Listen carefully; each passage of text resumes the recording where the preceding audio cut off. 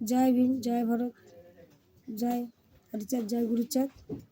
তো আমি বলতে চাইছি, একটা মূল্যবান বিষয় তুলে ধরছি। আমরা কারা? আমরা বলতে এখানে দেশের সব জনগণকে বোঝানো হয়নি, বোঝানো হয়েছে শুধু তপশিলি জাতি, এসসি, ওবিসি, আদিবাসী জনগণকে। ভারতের মোট জনসংখ্যার 85%। এদের ঐতিহাসিক পরিচয়, এরা ভারতের প্রাচীনতম অসুর, মেহেরগড়, সিন্ধু, হরপ্পা, দ্রাবিড়, গঙ্গাগিরি প্রভৃতি উন্নত সভ্যতার বংশধর বটে। বর্তমানে এরা মূল নিবাসী বহুজন সমাজ নামে আরও একটি পরিচিতি পেয়েছেন।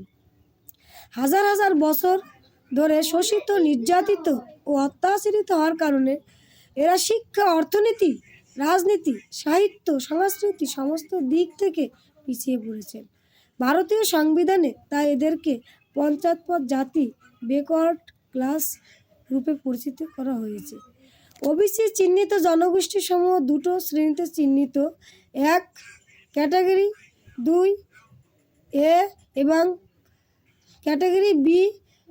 বৌদ্ধ, জৈন, শিখ, অতীতে শূদ্র, বৌদ্ধ বা জৈন ধর্ম থেকে মুসলমান, খ্রিস্টান হওয়া জনগোষ্ঠী, এরা ক্যাটাগরি এ ভুক্ত।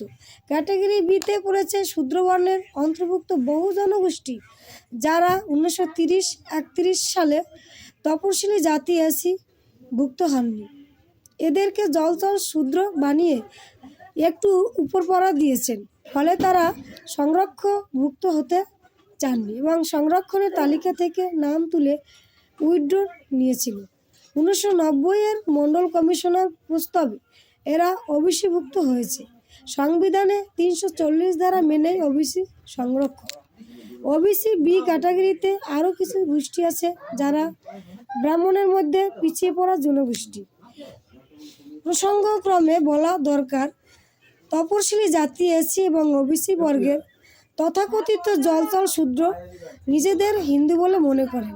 আদিবাসীদের এসসি শিক্ষিত অংশ ইদানিং নিজেদের হিন্দু বলে মনে করছেন। কার্যত এরা সবাই ধর্মান্তরিত হিন্দু। এরাও ধর্মান্তরিত মুসলমান বা খ্রিস্টানদের ন্যায় অতীতে একসময় বৌদ্ধ বা জৈন ধর্মাবলম্বী ছিলেন বলে ইতিহাস সাক্ষ্য দেয়। আলোচ্য গ্রন্থে এই এসসি, ওবিসি, এসসি জনগোষ্ঠীকে একত্রে আমরা মূল নিবাসী বহুজন সমাজ বলে থাকি, চিহ্নিত করি।